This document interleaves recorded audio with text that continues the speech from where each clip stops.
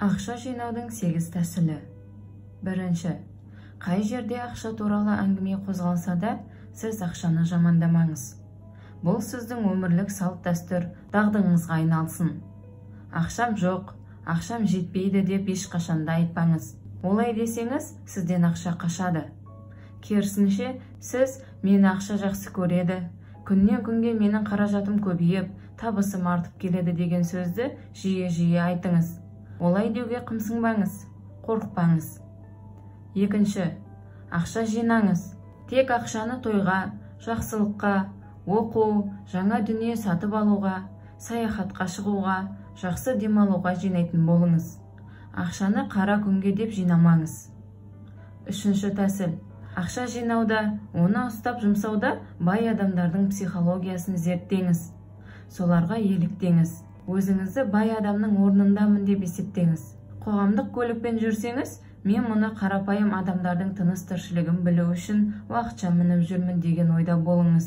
Өзіңіздің бұл ісіңізді баюға психологиялық тұрғыда дайындалу деп түсініп, күнделікті өмірде ұсақ түйектерге көп көңіл бөле бермеңіз. Төртінші тәсіл. Ақшаны адал жолмен қалай тапсаңыз, оған да солай адал болыңыз. Ұлық пайғамбарымыз саллаллаху алейхи уассалам хадистерінде айтылғандай, біреуге артық ақша бермеуді, біреуден артық ақша алмауды қадағалаңыз. Сатушы жаңылысып сізге артық ақша қайтарса, немесе бір затыңызды сатып алушы құнынан артық ақша ұсынса, оны қайтарып беріңіз. Қиянат жасағанда ақша ұнатпайды. Бесінші, ешқашан тың ойлардан, жаңа қадамдардан, жаңалықтардан, жақсы істерден бас тартпаңыз. Олар сізді жаңа табыстарға жетелейді. Алтыншы, ақша үлкен қуат көзі болғандықтан, әрі ұқыптылықты жақсы көретіндіктен ең бірінші жақсы әмиян таңдап алыңыз. Сосын оған әр тиынды дұрыстап, ұқыптап салыңыз. Әмияныңызды сыртынан сипап, оған жылы сөздер айтыңыз. Ақшаның еркелеткенді жақсы көретінін естен шығармаңыз. Жетінші тәсіл. Маңдайға біткен дәулет үшін өтем төлеу жақсы.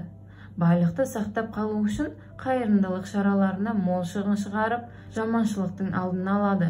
Мешіт, медресе, аурухананы өз қаражатымен салдырып, халыққа сыйға тарту бұрыннан жалғасып келе жатқан сауапты іс. Тек оны атын шығару үшін жасамау қажет. Сегізінші тәсіл. Ақша өзіңді жақсы көру үшін алдымен сіз ақшаны жақсы көру керексіз. Алайда ақшаны ар-ұяттан, ұлттық мақсат мүддеден жоғары қоймаңыз. Жетпей, таусылып, қарызға батып қалған кезде ғана ақшаны ойламай, оны әрдайым байлық ретінде жақсы көріп, оның молаятынына кәміл сеніңіз. Ақша жолы болмайтын, өзіне өзінің сенімі жоқ адамдардан қашады. Маған сондай жалақы, сондай ақша жетеді деп, ақшаға шектеу қойып, өзіңіздің табыс көзіңізді жауып тастамаңыз. Табысыңыз өз қажеттіліктеріңізден артылса, қайырымдылық жасаңыз. Ақша қайырымдылық жасағанды жақсы көреді.